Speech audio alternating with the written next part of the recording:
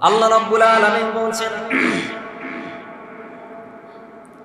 তোমরা আমাকে স্মরণ করো কিয়ামান ওয়া কুউদান ওয়া আলা জুনুবিহিম, দাঁড়ানো অবস্থায়, বসা অবস্থায় অথবা শোয়া অবস্থায়, যেভাবেই থাকো তোমার রব আল্লাহর নাম তোমরা জপো।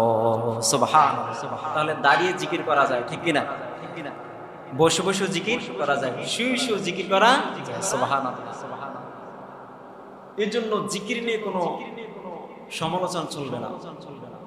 কোন ফির কিভাবে জিকির করছে, কে কিভাবে জিকির করতেছে, এত দিকে তাকানো যাবে না। দেখতে হবে সে আল্লাহর নাম জপে কিনা, ঠিক কিনা। সে যদি দাঁড়ানো অবস্থায় লাফায় লাফায় যদি আল্লাহর জিকির করে, আপনার ক্ষতি কি? সে যদি বসে বসে আল্লাহর জিকির করে, আপনার ক্ষতি কি? সে যদি এইভাবে জিকির করে আল্লাহর জান্নাত পায়, তাহলে তোমার লসটা কি, ঠিক কিনা? আমার একটা ভাই যদি জান্নাতে যায়, আমার কোনো ক্ষতি আছে? তাহলে আমি জিকিরে বাধা দেই কেন? আমি কেন সমালোচনা করি?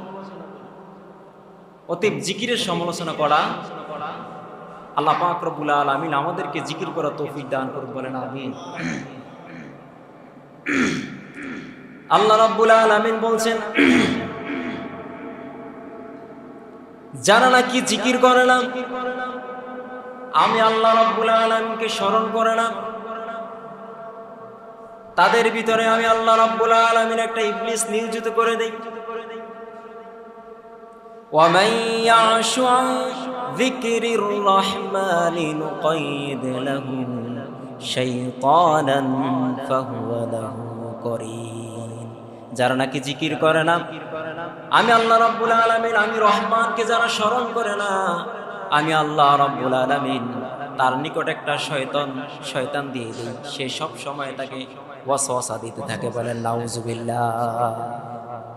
জিকির করলে আল্লাহ রাব্বুল আলামিন আমাদেরকে দয়া করেন। জিকির থেকে যখন গাফিল হয়ে যায়, তখন কি হয়? শয়তান চলে আসে। ইমাম বুখারী বর্ণনা করেন, ওয়ান আব্বাস রাদিয়াল্লাহু তাআলা আনহু قال قال رسول الله صلى الله عليه وسلم الشيطان جاسم على قلب ابن آدم فإذا ذكر الله خرس وإذا غفل وسوس। হযরত আব্বাস রাদিয়াল্লাহু তাআলা আনহু বর্ণনা করেন, প্রত্যেকটা বনি আদমের অন্তরে শয়তান চাপটি মেরে বসে থাকে। যখন বান্দা আল্লাহর জিকির করে, শয়তান দৌড়ে পালিয়ে যায়। আবার সে যখন জিকির থেকে গাফেল হয়, শয়তান আবার সে তাকে ওয়াসওয়াসা দিতে থাকে। তাহলে কোরআনও পেলাম আমরা জিকির থেকে বঞ্চিত হলে ইবলিশ আছে, আর হাদিসও পাইলাম যদি জিকির না করি তাহলে কি হয়? ইবলিশ অন্তরের ভিতরে এসে কি দেয়? ওয়াসওয়াসা দিতে দেয়। ওয়াসওয়াসা দিতে দিতে আমাদের অন্তরে একটা দাগ পালায় দেয়। আল্লাহ রাব্বুল আলামিন বলেন, বান্দার অন্তরে একটা গুনাহ করলে একটা দাগ পড়ে যায়, কলবের ভিতরে দাগ পড়ে যায়। আমাদের দেহের ভিতরে একটা কলব আছে, একটা গোশতের টুকরা আছে। আল্লাহর নবী সাল্লাল্লাহু আলাইহি সাল্লাম সেই গোশতের টুকরার নাম বলে দিলেন। وعن نعمان بن بشير رضي الله تعالى عنه قال قال رسول الله صلى الله عليه وسلم لا يقعدون قوم يذكرون الله ألا وإن في الجسد مضغة إذا صلحت صلح الجسد كله وإذا فسدت فسد الجسد كله ألا وهي القلب। আল্লাহ নবী সাল্লাল্লাহু আলাইহি সাল্লাম বললেন, প্রত্যেকটা মানব দেহের ভিতরে একটা গোশতের টুকরা রয়েছে, সেটা যদি সুস্থ থাকে সারা শরীরটা যেন সুস্থ, আর ওই গোশতের টুকরাটা যদি অসুস্থ হয়, গোটা শরীরটা যেন তার অসুস্থ হয়ে আছে। আলা ওয়াহিয়াল কালব, সেটা হলো মানুষের কলব। সুবহানাল্লাহ। তাহলে আমরা হাদিস শরীফে পাইলাম এই কলিজার টুকরা বা আমাদের শরীরে যে গোশতের টুকরাটা আছে, সেটার নাম কি? কলব। সেটার নাম কি? কলব। এই কলবের ভিতরে আমরা গুনাহ করলে এক একটা দাগ পড়ে। কি পড়ে? একটা একটা কি পড়ে? দাগ পড়ে। পৃথিবীতে সমস্ত কিছু কাপড় চোপড় সহ পরিষ্কার করার এক একটা যন্ত্র আছে, ঠিক কিনা? সাবান আছে, হ্যাঁ, জামা আছে, সব কিছু আছে, কিন্তু আমাদের অন্তরটা কিভাবে আমরা পরিষ্কার করব?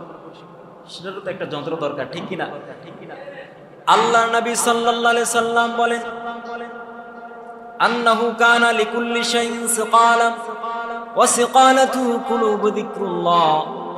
প্রত্যেকটা বস্তুর যেমন পরিষ্কার করার মতন যন্ত্র রয়েছে, ঠিক তেমন করে অন্তর পরিষ্কার করার জন্য আল্লাহর জিকির রয়েছে। সুবহানাল্লাহ।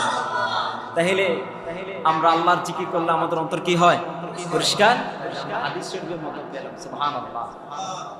তাহলে জিকির দরকার কিনা?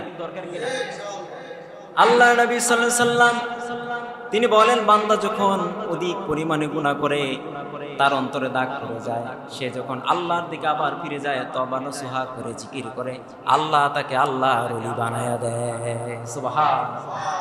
আর যে ব্যক্তি জিকির করলো না, কি করলো না? জিকির করলো না। ওয়ামান আরাদা আন যিকরি ফাইন্না লাহু মাঈশাতান দানকা ওয়া নাহশুরু ইয়াওমাল কিয়ামাতি আমা। আল্লাহ রাব্বুল আলামিন বলছেন, যেই ব্যক্তি জিকির করলো না, কাল হাসরের ময়দানে কিয়ামতে আল্লাহ তাকে অন্ধ বানায় উঠাবেন। তার জন্য এটা শাস্তি, কতই না কঠিন শাস্তি। ওই দিন সে সুপারিশ পাবে না, কাউকে সাহায্যকারী হিসেবে পাবে না, অন্ধ হিসেবে উঠবে। আল্লাহ রাব্বুল আলামিন বলেন, যারা জিকির করবে আমি আল্লাহ তাদের অন্তর খুলে দিব। সুবহানাল্লাহ। তাহলে আমাদের চক্ষু দরকার আছে না নাই? আল্লাহ রাব্বুল আলামিন বলছেন, জিকির না করলে কিয়ামতে কি করবে? অন্ধ বানায়া উঠাবে। এই জন্য আমাদের অধিক পরিমাণে জিকির দরকার। কি দরকার? জিকির দরকার।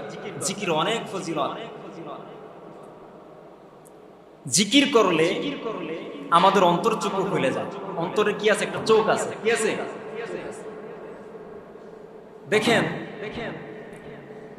অনেক মানুষ আছে যারা চক্ষু বন্ধ করলে তারা পৃথিবীর খোঁজ খবর সব রাখতে পারে। সুবহানাল্লাহ। চক্ষু বন্ধ করলে নবী পাক সাল্লাল্লাহু আলাইহি সাল্লামকে দেখতে পায়। সুবহানাল্লাহ। চক্ষু বন্ধ করলে লোহে মাহফুজ দেখতে পারে। আছে না? আল্লাহ রাব্বুল আলামিন বলেন, ইয়া আইয়ুহাল্লাযীনা আমানু যিকুরুল্লাহা যিকরান কাসীরা। হে ঈমানদারেরা, তোমরা অধিক পরিমাণে আল্লাহ জিকির করো। ওয়াসাব্বিহুহু বুকরাতান ওয়া আসীলা। তোমরা তোমার রবের তাসবিহ পাঠ করো সকাল এবং সন্ধ্যায়। সকাল এবং সন্ধ্যায় তাসবিহ পাঠ করো। অতএব আল্লাহ রাব্বুল আলামিনের নাম জিকির করা, আল্লাহ রাব্বুল আলামিনকে স্মরণ করার নির্দেশ স্বয়ং আল্লাহ রাব্বুল আলামিন দিয়েছেন। হাদিস শরীফে আসছে, কেউ যদি একবার সুবহানাল্লাহ বলে, তাহলে আসমান থেকে জমিন পর্যন্ত যে পাকা জায়গা আছে, এই জায়গা সমপরিমাণ সওয়াব বান্দার আমল নামায় দান করেছে। এছাড়াও আল্লাহর নবী সাল্লাল্লাহু আলাইহি সাল্লাম বলেন, কেউ যদি মিজানের পাল্লা ভারী করতে চায়, সে যেন বেশি বেশি এই দোয়াটা পড়ে, সুবহানাল্লাহি বিহামদিহি সুবহানাল্লাহিল আযীম। যে ব্যক্তি বেশি বেশি এটা পড়বে, আল্লাহ পাক তার মিজানের পাল্লা ভারী করে দিবেন। সুবহানাল্লাহ। তাহলে আল্লাহর তাসবিহ জপলে লাভ হয় না লস হয়? লাভ হয়। অতএব লাভ আছে। আল্লাহ রাব্বুল আলামিন বলেন, যেই ব্যক্তি আমার নাম জপে, আমার নাম যেই ব্যক্তি জপে, জিকির করে, আমি আল্লাহ রাব্বুল আলামিন তার অন্তরের ভিতরে শান্তি দান করে দেই। সুবহানাল্লাহ। যখন মুমিন বান্দা আল্লাহর জিকির করে, যখন তার অন্তরের ভিতরে ইশক চলে আসে, আমার আল্লাহ রাব্বুল আলামিনকে যখন সে ডাকে, আমার আল্লাহ খুশি হয়ে যান, বান্দার উপর রহমত নাজিল করতে থাকেন, আর ওই বান্দার অন্তরের ভিতরে শান্তি আসতে থাকে। আল্লাহ রাব্বুল আলামিন বলেন, আল্লাযীনা আমানু ওয়া তাতমাইন্নু কুলুবুহুম বিযিকরিল্লাহ। যারা নাকি ঈমান আনলো আর জিকির করলো, ঈমানদার ব্যক্তিরা যখন জিকির করে, তখন তাদের অন্তরের ভিতরে শান্তি চলে আসে। আলা বিযিকরিল্লাহি তাতমাইন্নুল কুলুব। অবশ্যই খবরদার, আল্লাহর জিকিরের ভিতরে শান্তি রয়েছে। সুবহানাল্লাহ। প্রথমত আল্লাহ বললেন, যারা জিকির করে তাদের অন্তরে কি আছে? শান্তি। দ্বিতীয়বার আল্লাহ বলেন, অবশ্যই খবরদার, এই বিষয়ে কোনো সন্দেহ করবা না, সমালোচনা করবা না, হিয়াও করবা না, ঠাট্টা মস্করা করা যাবে না। অতএব আল্লাহর জিকিরে কি আছে? শান্তি আছে। যদি শান্তি না লাগে, তাহলে আপনি এখনো মুমিন হতে পারেন না, এখনো ঈমান কি আসে? আল্লাহ রাব্বুল আলামিন বলেন, ওয়াযকুর রাব্বাকা ফী নাফসিকা তাদাররুআন ওয়া খীফাতান ওয়া দুনাল জাহরি মিনাল কওলি بالغدو والآصال ولا تكن من الغافلين আল্লাহ রাব্বুল আলামিন তার প্রিয় হাবিবকে বলতেছেন, হে আমার প্রিয় রাসূল, আপনি আপনার রবকে স্মরণ করুন, অন্তর অন্তরে স্মরণ করুন, ভীত অবস্থায় স্মরণ করুন। আপনার রবকে আপনি জিকির করেন, কান্নারত সুরে, ভীত ভীত সুরে, উচ্চ সুরে নয়, একবারে মিডিয়াম সুরে নয়, সুন্দর শালীনভাবে আপনার রবকে আপনি জপেন। আর আপনি যারা জিকির করে না তাদের অন্তর্ভুক্ত হয়ে যায় না। সুবহানাল্লাহ। যারা জিকির থেকে গাফেল থাকে আপনি তাদের থেকে আলাদা থাকেন, আপনি তাদের অন্তর্ভুক্ত হয়ে যাবেন, আপনি জিকির থেকে গাফেল হবেন না। সুবহানাল্লাহ। এই নির্দেশ দিয়েছেন কে? আল্লাহ। তাহলে রাসূলুল্লাহ সাল্লাল্লাহু আলাইহি ওয়াসাল্লামকে আল্লাহ জিকিরের কথা বলতেছেন, আমাদেরকে আল্লাহ তাআলা কি করলেন? জিকিরের কথা বলছেন। তাহলে জিকির করতে হবে। কি করতে হবে? এখন আমরা জিকির করব কিভাবে? জিকির করার অনেক পদ্ধতি আছে। আল্লাহ রাব্বুল আলামিন বলেন, আমাকে ডাকার জন্য তোমাকে একটা পদ্ধতি ব্যবহার করতে হবে এমন কিছু না, যেই হালাতে আছে ওই হালাতে আমাকে ডাকতে পারো। সুবহানাল্লাহ। আল্লাহ রাব্বুল আলামিন বলছেন, ফাযকুরুল্লাহা কিয়ামান ওয়া কুউদান ওয়া আলা জুনুবিহিম ওয়া ইয়াতাফাক্কারুনা ফি খালকিস সামাওয়াতি ওয়াল আরদ। আল্লাহ রাব্বুল আলামিন বলছেন, তোমরা আমাকে স্মরণ করো, কিয়ামান ওয়া কুউদান ওয়া আলা জুনুবিহিম, দাঁড়ানো অবস্থায়, বসা অবস্থায় অথবা শোয়া অবস্থায়, যেভাবেই থাকো তোমার রব আল্লাহর নাম তোমরা জপো। সুবহানাল্লাহ। তাহলে দাঁড়িয়ে জিকির করা যায়, ঠিক কিনা? বসে বসে জিকির করা যায়, শুয়ে শুয়ে জিকির করা যায়। সুবহানাল্লাহ। এর জন্য জিকির নিয়ে কোনো সমালোচনা চলবে না। কোন ফির কিভাবে জিকির করছে, কে কিভাবে জিকির করতেছে, এত দিকে তাকানো যাবে না। দেখতে হবে সে আল্লাহর নাম জপে কিনা, ঠিক কিনা? সে যদি দাঁড়ানো অবস্থায় লাফায় লাফায় যদি আল্লাহর জিকির করে আপনার ক্ষতি কি? সে যদি বসে বসে আল্লাহর জিকির করে আপনার ক্ষতি কি? সে যদি এইভাবে জিকির করে আল্লাহর জান্নাত পায় তাহলে তোমার লসটা কি, ঠিক কিনা? আমার একটা ভাই যদি জান্নাতে যায় আমার কোনো ক্ষতি আছে? তাহলে আমি জিকিরে বাধা দেই কেন? আমি কেন সমালোচনা করি? অতএব জিকিরের সমালোচনা করা, আল্লাহ পাক রব্বুল আলামিন আমাদেরকে জিকির করা তৌফিক দান করুন, বলেন আমিন। আল্লাহ রাব্বুল আলামিন বলছেন, যারা নাকি জিকির করে না, আমি আল্লাহ রাব্বুল আলামিনকে স্মরণ করে না, তাদের ভিতরে আমি আল্লাহ রাব্বুল আলামিন একটা ইবলিস নিয়োজিত করে দেই। ومن يعش عن ذكر الرحمن نقيض له شيطانا فهو له قرين। যারা নাকি জিকির করে না, আমি আল্লাহ রাব্বুল আলামিন, আমি রহমানকে যারা স্মরণ করে না, আমি আল্লাহ রাব্বুল আলামিন তার নিকট একটা শয়তান দিয়ে দিই। সে সব সময় তাকে ওয়াসওয়াসা দিতে থাকে, বলেন নাউজুবিল্লাহ। জিকির করলে আল্লাহ রাব্বুল আলামিন আমাদেরকে দয়া করেন। জিকির থেকে যখন গাফিল হয়ে যায় তখন কি হয়? শয়তান চলে আসে। ইমাম বুখারী বর্ণনা করেন, ওয়ান আব্বাস রাদিয়াল্লাহু তাআলা আনহু قال قال رسول الله صلى الله عليه وسلم الشيطان جاسم على قلب ابن آدم فإذا ذكر الله خلص وإذا غفل وسوس। হযরত আব্বাস রাদিয়াল্লাহু তাআলা আনহু বর্ণনা করেন, প্রত্যেকটা বনি আদমের অন্তরে শয়তান জাপটি মেরে বসে থাকে। যখন বান্দা আল্লাহর জিকির করে শয়তান দৌড়ে পালিয়ে যায়। আবার সে যখন জিকির থেকে গাফেল হয় শয়তান আবার সে তাকে ওয়াসওয়াসা দিতে থাকে। তাহলে কোরআনও পেলাম আমরা জিকির থেকে বঞ্চিত হলে ইবলিশ আছে, আর হাদিসও পাইলাম যদি জিকির না করি তাহলে কি হয়? ইবলিশ অন্তরের ভিতরে এসে কি দেয়? ওয়াসওয়াসা দিতে থাকে। ওয়াসওয়াসা দিতে দিতে আমাদের অন্তরে একটা দাগ পালায় দেয়।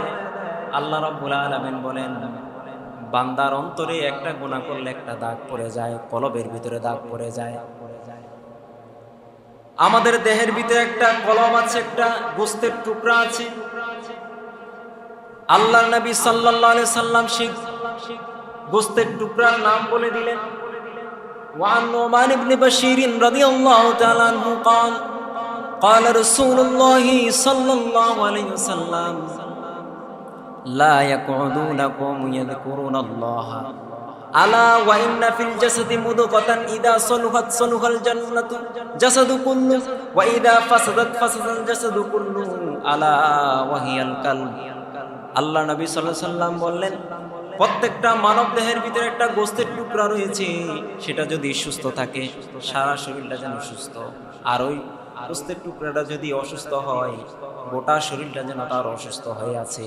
আলা ওয়াহিয়াল কালব, সেটা হলো মানুষের কলব। সুবহানাল্লাহ।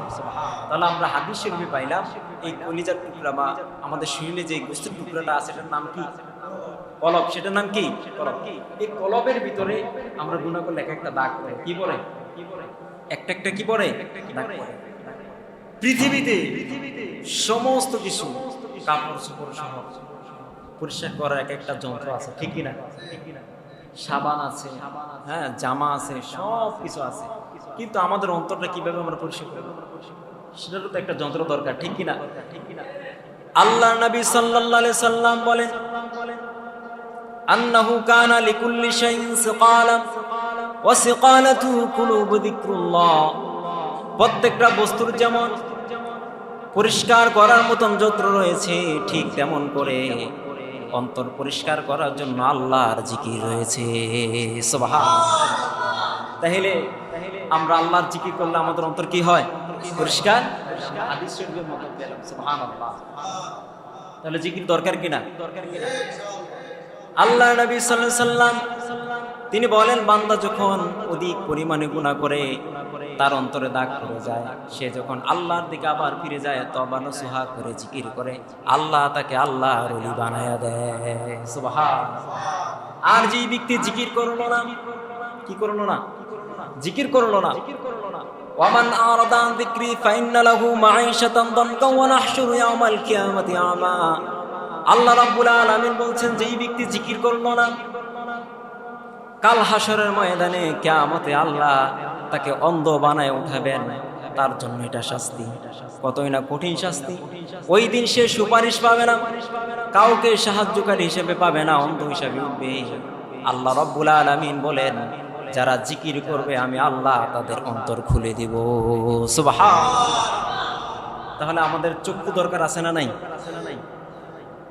আল্লাহ রাব্বুল আলামিন বলছেন, জিকির না করলে কিয়ামতে কি করবে? অন্ধ বানায়া উঠাবে। এই জন্য আমাদের অধিক পরিমাণে জিকির দরকার। কি দরকার? জিকির দরকার। জিকির অনেক ফজিলত। জিকির করলে আমাদের অন্তর চক্ষু খুলে যায়। অন্তরে কি আছে? একটা চোখ আছে। কি আছে? দেখেন অনেক মানুষ আছে যারা চক্ষু বন্ধ করলে তারা পৃথিবীর খোঁজ খবর সব রাখতে পারে। সুবহানাল্লাহ। চক্ষু বন্ধ করলে নবী পাক সাল্লাল্লাহু আলাইহি সাল্লামকে দেখতে পায়। সুবহানাল্লাহ। চক্ষু বন্ধ করলে লোহে মাহফুজ দেখতে পারে। আছে না? তাহলে অন্তর চক্ষু একটা চোখ আছে। আছে না নাই? আল্লাহ নবী সাল্লাল্লাহু আলাইহি সাল্লাম বলেন, وعن موسى الأشعري رضي الله تعالى عنه قال قال رسول الله صلى الله عليه وسلم مثل الذي يذكر ربه والذي لا يذكره كمثل الحي والميت رواه البخاري। আল্লাহ নবী সাল্লাল্লাহু আলাইহি সাল্লাম বলেন, যে ব্যক্তি জিকির করলো আর যে ব্যক্তি জিকির করলো না তাদের ভিতরে দৃষ্টান্ত হলো ওই ব্যক্তি যে জিকির করলো সে জীবিত নাই, আর যিনি জিকির করলো না ওই ব্যক্তি মৃত নেই। যিনি জীবিত তিনি দেখতে পারে, যিনি মৃত তিনি কিছুই করতে পারে না এবং দেখতে পারে না। ঠিক না? এই হাদিস দ্বারা আমরা বুঝতে পারি আউলিয়া কেরাম তারা হলো জিন্দা আর আমরা মুর্দা। আমরা কি? আমরা কিছু দেখি, আমাদের কোনো ক্ষমতা আছে? আমাদের চোখ, আমাদের চোখের কত সমস্যা, কত বদ নজর। আমরা একটা গাছের দিকে একটা ফলের দিকে তাকাইলে ওই বছর আর ওই ফলই ধরে না। ঠিক কিনা? আর একজন আউলিয়া কেরাম যদি একটা ফলের দিকে তাকায় আল্লাহ বরকত দেয় কি দেয় না? আপনি আমি কিছু ধরলে এটা মরে যায়। একটা ভালো গাছটা ধরলেও কি অভিশাপে, কিন্তু আল্লাহর ওলি যদি একটু হোসা দেয় তাহলে ওই গাছটা জীবিত হয়ে যায়। সুবহানাল্লাহ। তাহলে তারা জীবিত, আমরা কি মৃত। তারা জিকির করতে করতে জীবিত হয়ে গেছে, আর আমরা জিকির না করতে না করতে, গুনাহ করতে করতে কি হয়ে আছি? মৃত হয়ে আছি। তাদের অন্তর্চক্ষু রয়েছে। তার দলিল হলো একটা হাদিস শরীফের মাধ্যমে আমরা পেয়ে যাই। সুবহানাল্লাহ। হযরতে ওমর রাদিয়াল্লাহু তাআলা আনহুর জামানার একটি ঘটনা। তিনি ছিলেন খলিফাতুল মুসলিমিন। ওনার শাসনামলে হযরত আলী রাদিয়াল্লাহু তাআলা আনহু তিনি একদিন স্বপ্নে দেখলেন রাসূলুল্লাহ সাল্লাল্লাহু আলাইহি সাল্লামকে। সুবহানাল্লাহ।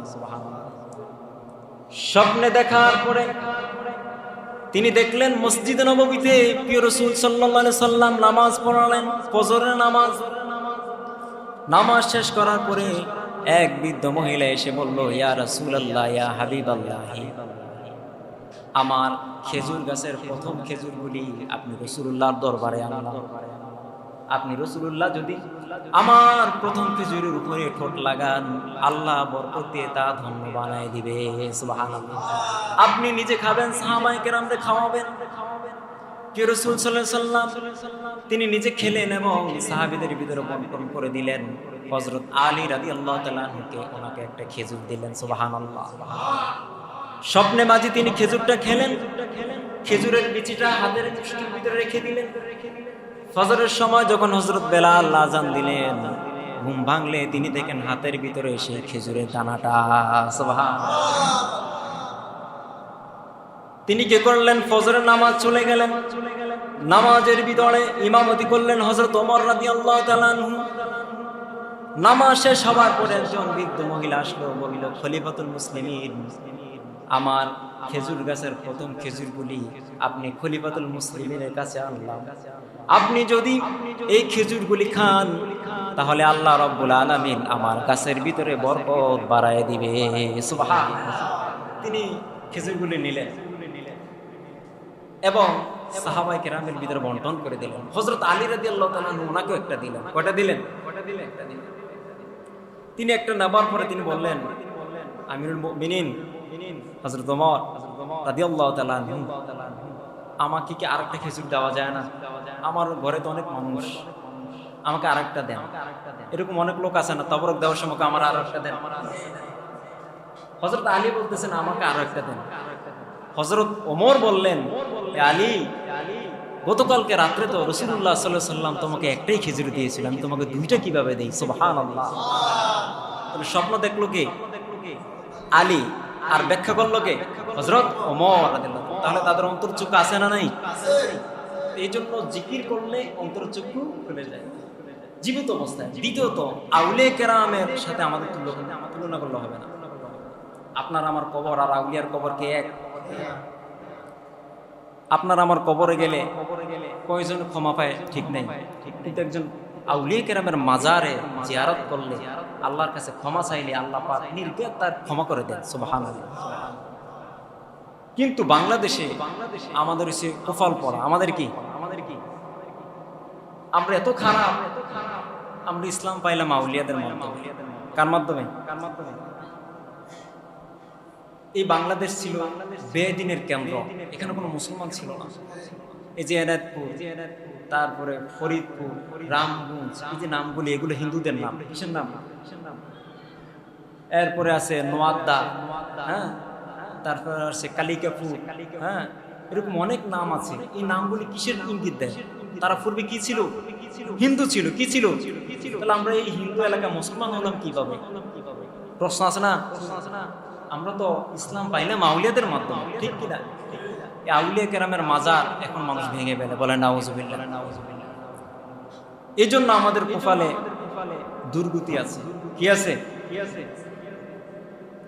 ক্ষমতা পাওয়ার আগেই যদি মাজার ভাঙে, আর ক্ষমতা পাইলে কি করবে?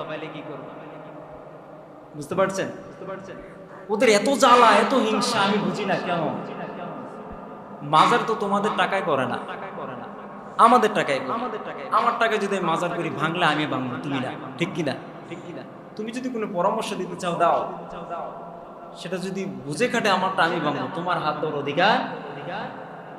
এই জন্য মাজার ভাঙা বন্ধ করতে হবে, ঠিক কিনা? আর না হয় আউলিয়া কেরামদের সোহবত, আউলিয়া কেরামের ভালোবাসা আমরা বঞ্চিত হয়ে যাব। ইসলাম আমরা আউলিয়াদের মাধ্যমে পেয়েছি। তুমি কয়জন হিন্দুকে মুসলমান বানাইছো?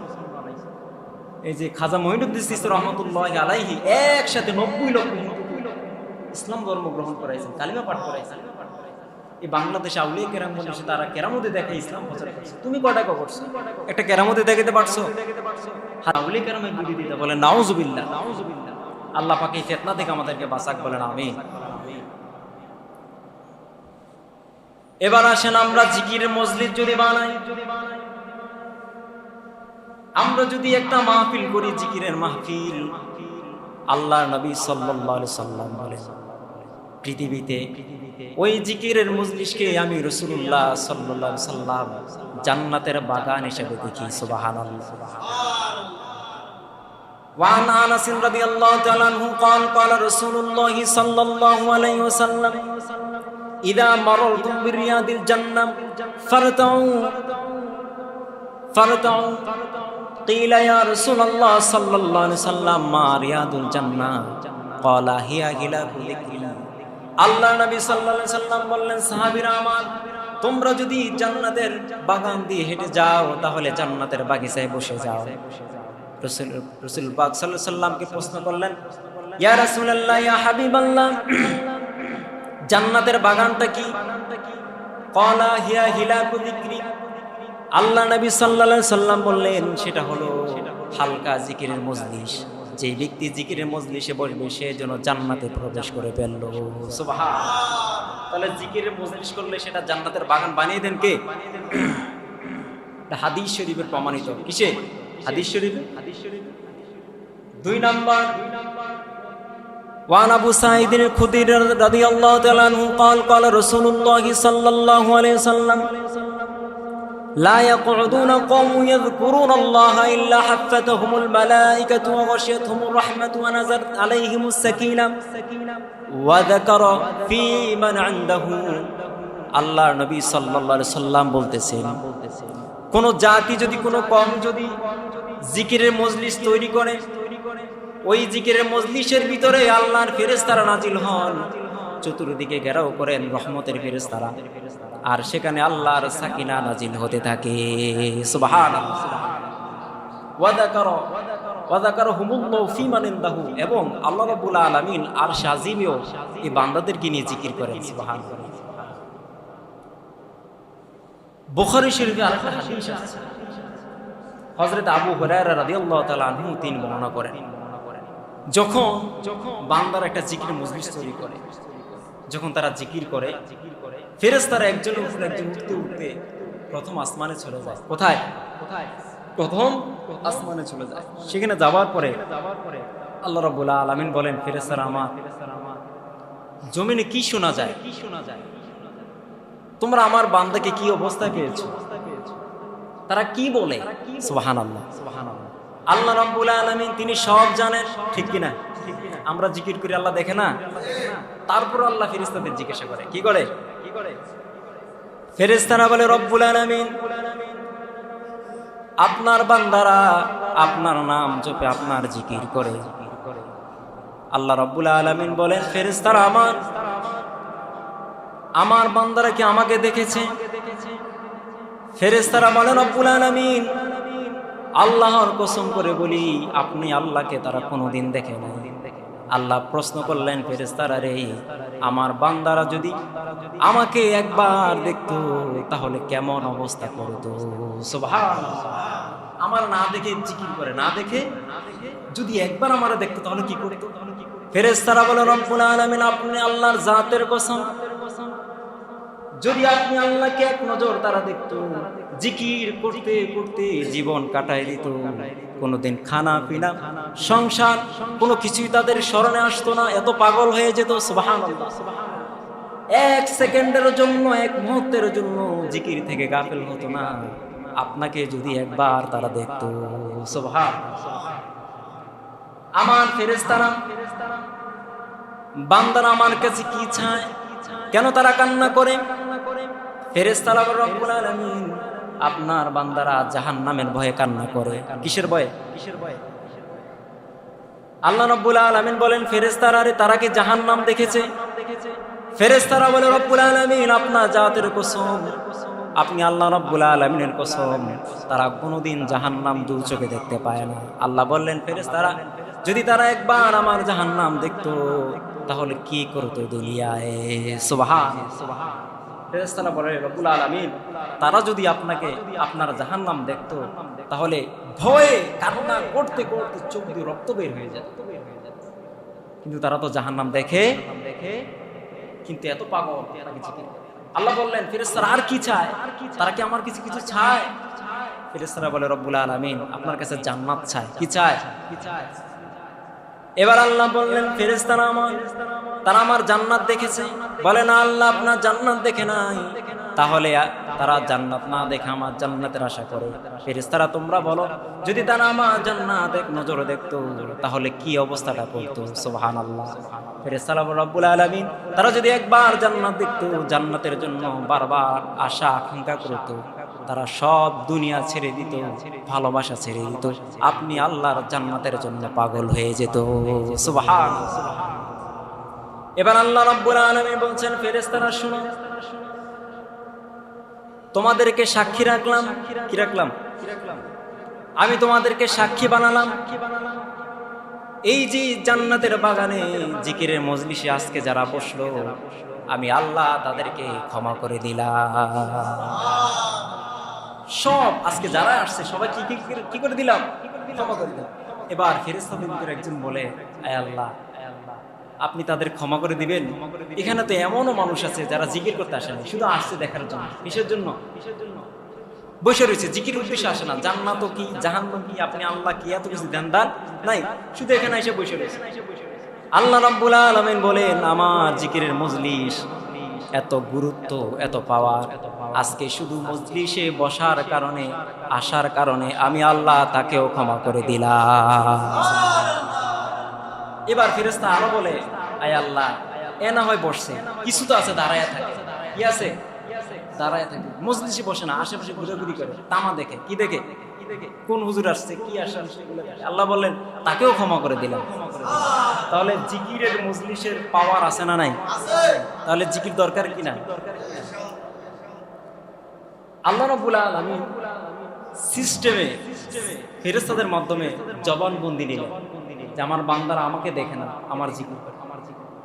তারা আমার জান্নাত দেখে না, আমার জিকির করে। সুবহানাল্লাহ। আমার জাহান্নাম দেখে না, আমার জিকির করে। এই বান্দা করে যদি আমি ক্ষমা না করি তাহলে কারে ক্ষমা করব? সুবহানাল্লাহ। এই জন্য জিকির করতে হবে। কি করতে হবে? ওয়ালা যিকরুল্লাহি আকবার। জিকির হলো সর্বোত্তম একটা ইবাদত। সুবহানাল্লাহ।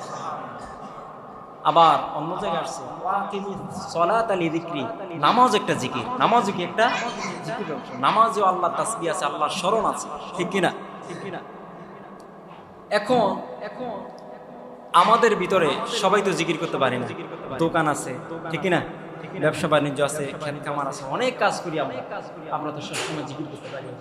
কিন্তু আল্লাহ রাব্বুল আলামিন বলছেন আমার এমন কিছু বান্দা আছে, তারা কাজ করুক, ব্যবসা বাণিজ্য করুক, যাই করুক, তারা আমার জিকির করে। সুবহানাল্লাহ। আল্লাহ রাব্বুল আলামিন বলেন যারা নাকি আমার জিকির করলো, আমাকে স্মরণ করলো, কিয়ামতের ময়দানে আমি আল্লাহ রাব্বুল আলামিন তাকে বিনা হিসাবে জান্নাত দিয়ে দিব। সুবহানাল্লাহ। জিকির করতে হবে। এক সাহাবী এসে বলছে, ইয়া রাসূলুল্লাহ, ইয়া হাবিবাল্লাহ, আমার উপরে অনেক বিধিবিধান, আমার উপরে কি অনেক ইসলামের বিধিবিধান। ইয়া রাসূলুল্লাহ, আমাকে এমন একটা আমল দেন যাতে করে আমি সব সময় ইবাদতটা করতে পারি। আল্লাহ নবী সাল্লাল্লাহু আলাইহি সাল্লাম বললেন তোমার জিহ্বাটা সব সময় জিকিরের ভিতরে ভিজা রাখো। সুবহানাল্লাহ। এটাই তোমার জন্য সর্বোত্তম ইবাদত, এটাই তোমার জান্নাত এবং তোমাকে সুপারিশের উসিলা হয়ে যাবে। সুবহানাল্লাহ। হযরতে মুআয ইবনে জাবাল রাদিয়াল্লাহু তাআলা, নাম কি? মুআয ইবনে জাবাল রাদিয়াল্লাহু তাআলা। ওনাকে ইয়ামিনের দায়িত্ব দেওয়া হয়েছে, রাষ্ট্র ক্ষমতা দেওয়া হয়েছে। তিনি সব কিছু জিজ্ঞাসা করার পরে সর্বশেষ বললেন, ইয়া রাসূলুল্লাহ, এখন তো চলে যাব, আমাকে এমন একটা আমল দেন যাতে আমি সবসময় করতে পারি। আল্লাহ নবী সাল্লাল্লাহু আলাইহি সাল্লাম বললেন, মুআজ রে, তুমি সব সময় আল্লাহর জিকির করবে। যখন তুমি বিচার করবে আল্লাহর জিকির করবে, যখন তুমি দেন দরবার করবে আল্লাহর জিকির করবে, যখন তুমি নামাজ পড়বে আল্লাহর জিকির করবে, যে অবস্থায় থাকো না কেন ওই অবস্থায় আমার আল্লাহর জিকির করবে। যখন জিকির করবে আল্লাহ তোমার উপর রহমত নাজিল করবে। সুবহানাল্লাহ। তুমি যখন বিচারের ভিতরে আল্লাহর জিকির করবে, আল্লাহকে স্মরণ করবে, তুমি বিচার কখনো দুর্নীতি করবে না। তুমি যদি ব্যবসা বাণিজ্য আল্লাহর জিকির করো, তুমি কখনো ওজনে কম দিবা না। সুবহানাল্লাহ। তাহলে জিকির দরকার আছে না নাই? আল্লাহ রাব্বুল আলামিন আমাদের সকলকে জিকির করার তৌফিক দান করুক, বলেন আমিন।